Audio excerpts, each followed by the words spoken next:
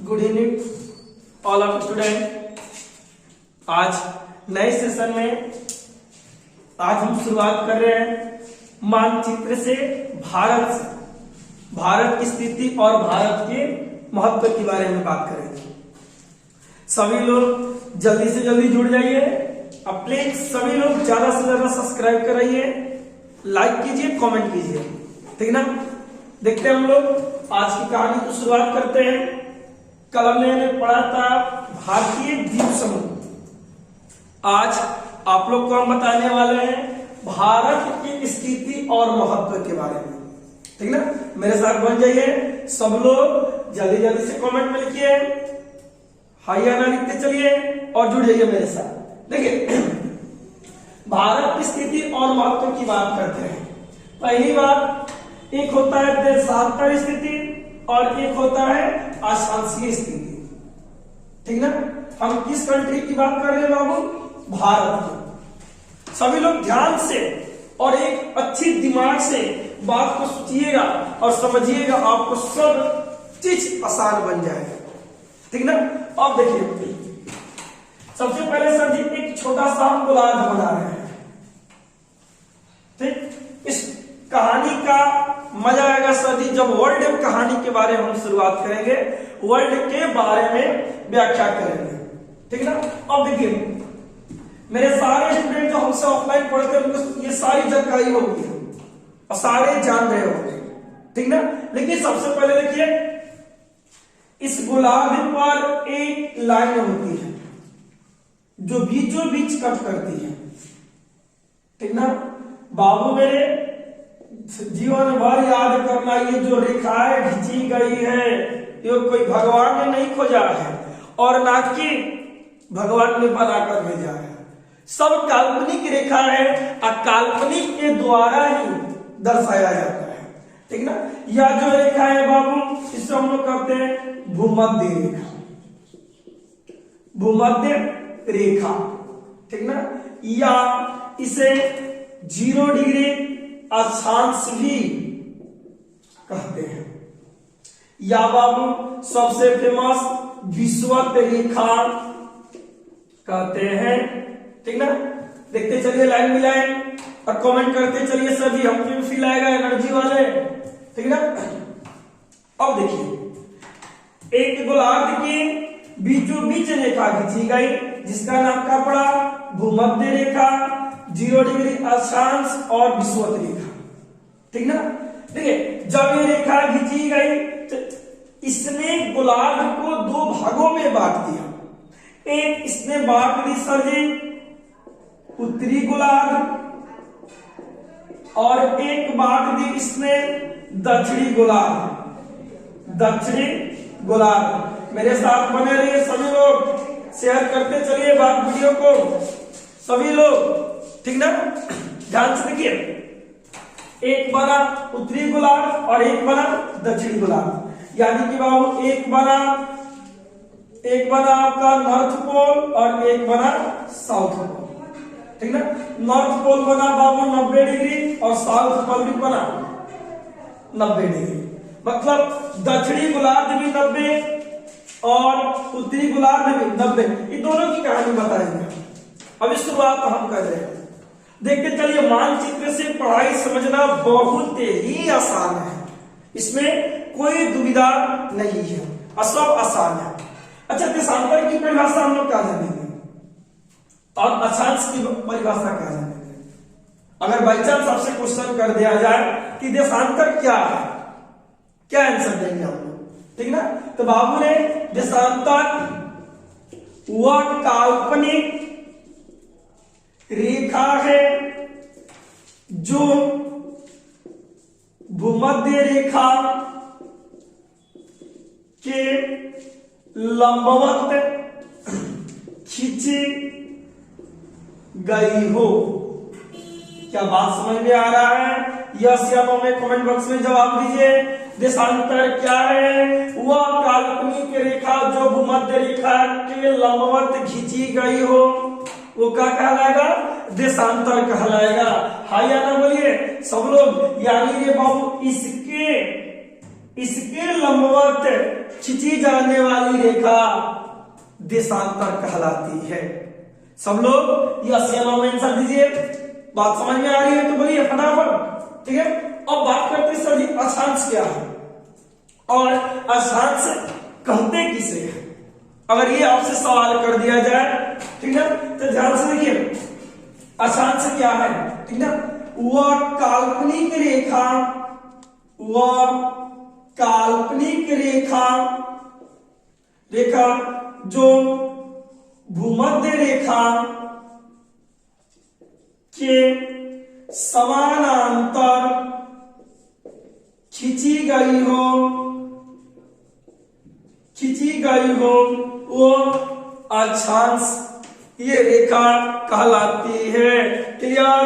दो बात का अंतर, लंबवत बोले तो देशांतर और समानांतर बोले तो अक्षांश। हाई या ना में जवाब दो बाबू। सब लोग मेरे साथ बन जाइए। अब प्लीज ज्यादा से ज्यादा शेयर कीजिए और सब्सक्राइब कीजिए सर जी, जितने एनर्जी से हम आपके सामने आएंगे। ठीक ना? देखिए फिर से एक गोलार्ध बनी, गोलार्ध पर एक रेखा खींची गई, वो रेखा क्या कहलाई? भूमध्य रेखा कहलाई, या 0 डिग्री अक्षांश कहलाई, या विषुवत रेखा कहलाई। इसने इस गोलार्ध को 2 भागों में बांट दिया, उत्तरी गोलार्ध और दक्षिणी गोलार्ध को, नॉर्थ पोल साउथ पोल को। ठीक ना? अब देखिए प्रश्न आई कि सर जी अक्षांश क्या है, देशांतर क्या है। देशांतर वह काल्पनिक रेखा है जो भूमध्य रेखा के लंबवत खींची गई हो, भूमध्य रेखा के लंबवत खींची गई हो वो देशांतर कहलाती है, और जो भूमध्य रेखा के समानांतर खींची गई हो वो अक्षांश कहलाती है। यस या नो बोलिए। यहां तक बात समझ में आया? सब लोग कमेंट बॉक्स में आंसर दीजिए। अब देखिए सर, ये सारे के सारे एक गोलार्ध की कहानी है, और जो गोलार्ध पर होती है वो काल्पनिक रेखाएं खींची गई है, भूविज्ञानिकों के अनुसार खींची गई है। ठीक ना? अब देखिए अपने फील्ड का सर जी यह शेर है, मतलब सबको अलग कर दिया। एक को कर दिया उत्तरी गोलार्ध में, एक को कर दिया दक्षिणी गोलार्ध में, यानी ग्लोब पर इसको क्या कर दिया? बांट दिया। ठीक ना? अब बात करते हैं सर जी, धीरे धीरे चीजों को हम बढ़ाते चल रहे हैं। ठीक ना? अब देखिए इसको हम मिटाने जा रहे हैं, तो इसको लिखना लिख लीजिए। ठीक ना? अब इसको मिटाकर हम आगे की ओर करेंगे। ठीक ना? इसको मिटाकर आगे की ओर कर रहे हैं हम, इसको लिखना है, इसको लिखते हैं। उतारिए सब लोग। चलिए हो गया, उम्मीद करते हैं आप लोग लिख लिए होंगे। अब देखिए, अब हम बात करें किसकी? अक्षांश रेखाएं। अक्षांश रेखाएं क्या है? छोटे छोटे लाइनों में इसको समझेंगे। तो ये तो पता है ना बाबू, बीच में कौन सी रेखा थी? बीच में जो रेखा थी वो क्या थी? भूमध्य रेखा। भूमध्य रेखा या विषुवत रेखा, ठीक ना, या 0 डिग्री अक्षांश। ठीक ना? अब देखिए अक्षांश की परिभाषा हमने आपको क्या बताया, क्या हमने आपको सिखाया, अक्षांश क्या होते हैं। ठीक ना? अक्षांश बाबू जो भूमध्य रेखा का क्या खींचा जाए? समानांतर खींचा जाए। ठीक ना? देखो इसके समानांतर खींची गई, यही बाबू हमारा क्या बना? अक्षांश रेखाएं। हाँ या ना बोलिए। यहां तक समझ में आ रही है तो सब लोग जोरदार से हाँ बोलिए। ठीक ना? सभी लोग कमेंट बॉक्स में लिखते चलिए और देखते चलिए। ठीक ना? जो भूमध्य रेखाएं या विषुवत रेखाएं के समानांतर खींचे जाने वाली रेखाएं वो क्या कहलाती है?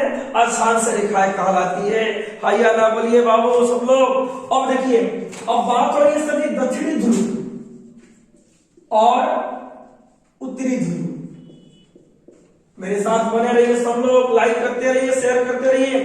ठीक ना? अब देखिए ना बाबू, अब अगर कोई बंदा यहां से खड़ा है, कोई लड़का यहां से खड़ा है, ठीक ना, और ध्रुव की तरफ जा रहा है, ऊपर यानी उत्तरी गोलार्ध की ओर, और कोई बाबू एक नीचे आ रहा है दक्षिणी गोलार्ध की तरफ, तो क्या क्या पन में कमी आएगी और क्या क्या चीज को वो देख पाएगा। ठीक ना। पहली बात सर जी, इधर जाएगा तो तापमान में वृद्धि होगी, और इधर जाएगा तो तापमान में कमी होगी। बोलो यासियानो बाबू सब लोग। अगर कोई व्यक्ति भूमध्य रेखा से उत्तरी गोलार्ध या उत्तरी ध्रुव की ओर जा रहा है तो तापमान में वृद्धि हो रही है, और दक्षिणी गोलार्ध की ओर आ रहा है तो तापमान में कमी आ रही है। अरे बाबू ये क्वेश्चन पूछ चुका है आपके एग्जाम में। ठीक ना। तरीके से पढ़िए, ये क्वेश्चन आपके एग्जाम में पूछा गया है। ठीक ना। तरीके से पूछिए कि कोई व्यक्ति अगर भूमध्य रेखा से दक्षिणी गोलार्ध की तरफ जा रही है तो तापमान में कमी आएगी, और ऊपर की ओर जाएगा तो तापमान में वृद्धि आएगी। बोलो हां या ना, समझ में आ रहा है? हां या ना बोलिए। अब देखिए, अगर इधर आएगा सर जी तो दिन और रात में वृद्धि होगी, और इधर जाएगा तो दिन और रात में कमी होगी। यहां तक बात तो समझ में आ रही होगी।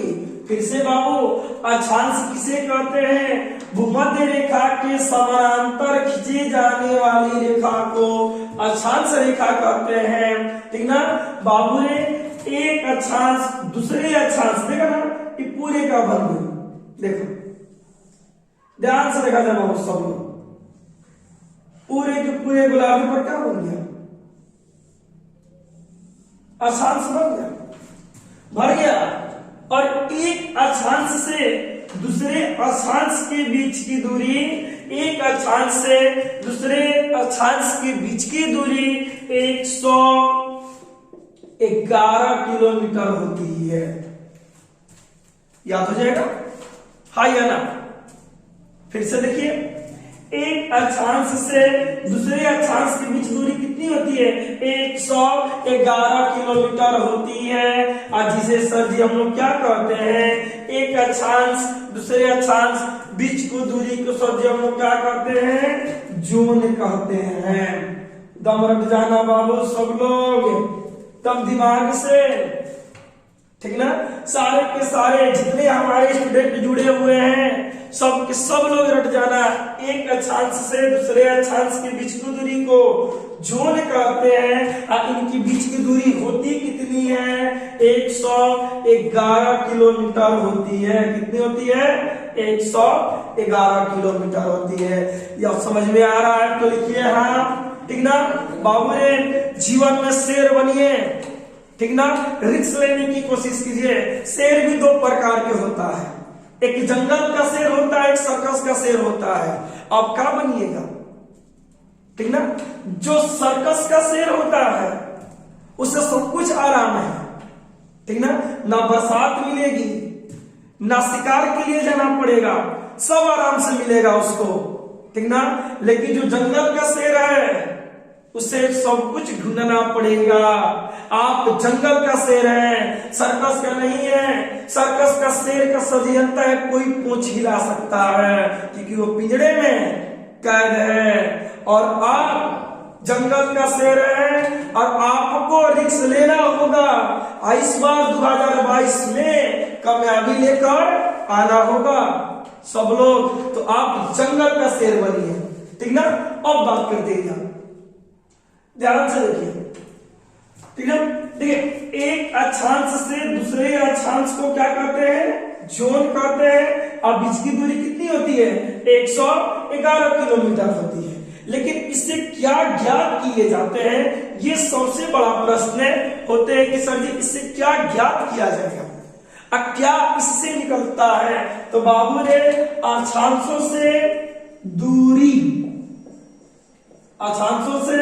दूरी ज्ञात किया जाता है। अक्षांशों से दूरी ज्ञात किया जाता है। ठीक ना। अब टोटल अक्षांशों की संख्या 180 होती है। एक गोलार्ध पर अक्षांशों की संख्या कितनी होगी? 180 होगी। इनसे क्या ज्ञात किया जाता है? दूरी ज्ञात किया जाता है, ठीक ना। और इनके दो बीच की दूरी को क्या कहते हैं? जोड़ कहते हैं। और कितने होते हैं? 111 किलोमीटर, 111 किलोमीटर होते हैं, ठीक ना। अब देखिए अगला पॉइंट की ओर चलते हैं हम, अगला पॉइंट की ओर चलते हैं हम, ठीक है। अब आपको देशांतर के बारे में समझा रहे, तब तक इसको उतारिए आप लोग। चलिए अब बात करते हैं देशांतर रेखाएं की। देशांतर रेखाएं क्या है? अक्षांश के बारे में हम लोगों ने जाना और सुना और समझा, ठीक ना। अब बात करते हैं किसकी?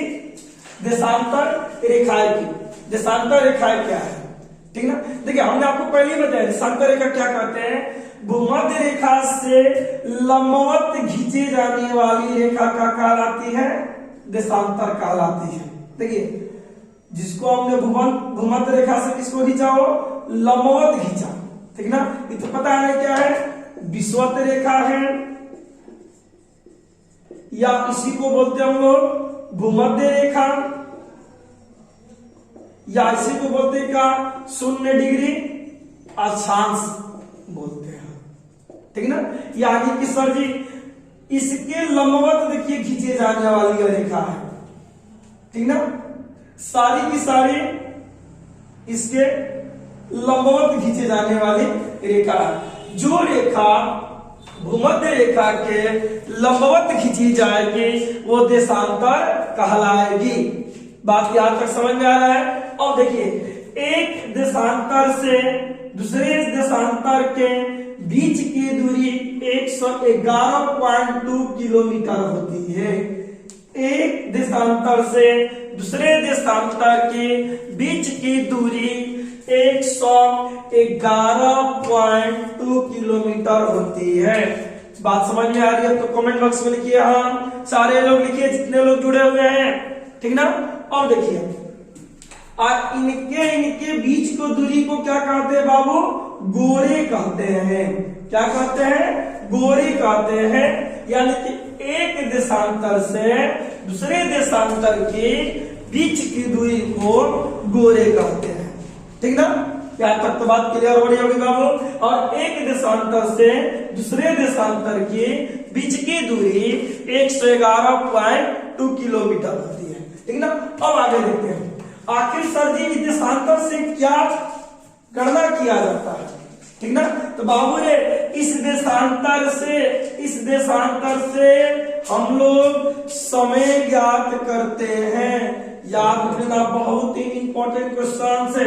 अक्षांश से दूरी को ज्ञात करते हैं और देशांतर से समय को ज्ञात करते हैं। क्या बात समझ में आ रही है तो हाँ या ना बोलिए। अगर बात समझ में आ रही है तो हाँ या ना बोलिए सभी लोग, ठीक ना।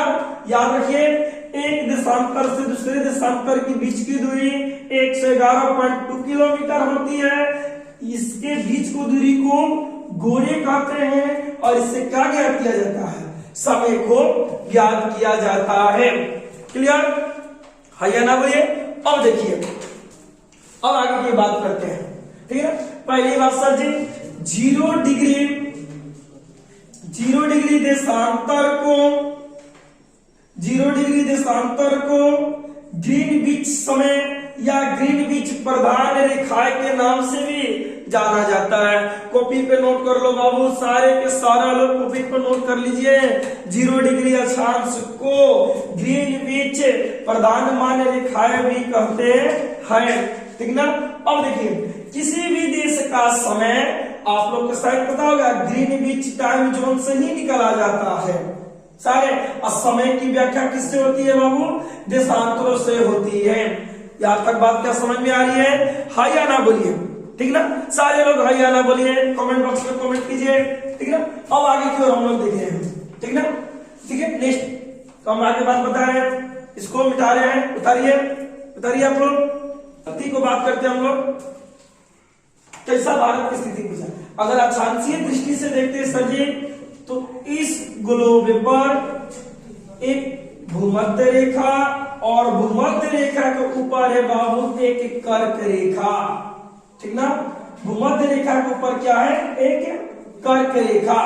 ध्यान से तरीके से देखिए, इस भूमध्य रेखा के ऊपर क्या है, कर्क रेखा, ठीक ना।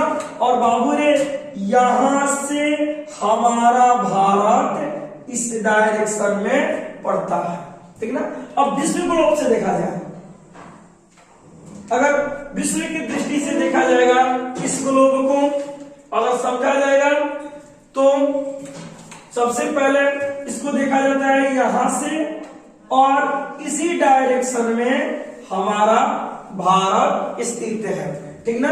यानी कि बाबू ये है उत्तर, ये बना पूर्व, ठीक ना। इस डायरेक्शन में क्या है, भारत है। अगर विश्व ग्लोब में बात किया जाए तो भारत क्या है, उत्तर से पूर्व है। और देशांतर दृष्टि से देखा जाए, ठीक ना, देशांतर दृष्टि से देखा जाए तो भारत कहाँ है, तो यहां से इस डायरेक्शन में, ठीक ना। और इस पार्ट में हमारा भारत स्थित है, ठीक ना। तो अब बना सर जी भारत गोलार्ध पर उत्तर और पूर्व के मध्य स्थित है। सब लोग ध्यान से रखिएगा, भारत गोलार्ध पर उत्तर और मध्य के बीच स्थित है, ठीक ना। सब लोग तरीके से देखिए कि भारत की स्थिति ग्लोब पर कैसी है, तो भारत की स्थिति ग्लोब पर उत्तर और पूर्व स्थित है, ठीक ना। ध्यान से इसको उतारिए, सभी लोग बना रहिए। Thank you. उम्मीद करते हैं सर जी आज की सेशन समझ में आया होगा। पार्ट 2 इसका बहुत जल्द लेकर आएंगे, जैसे अकबर पार्ट 2 लेकर हम आएंगे बाबू। सभी लोग ज्यादा से ज्यादा शेयर कीजिए, सब्सक्राइब कीजिए। फिर मिलते हैं हम लोग क्यूज के टाइम पर, तब तक के लिए थैंक यू।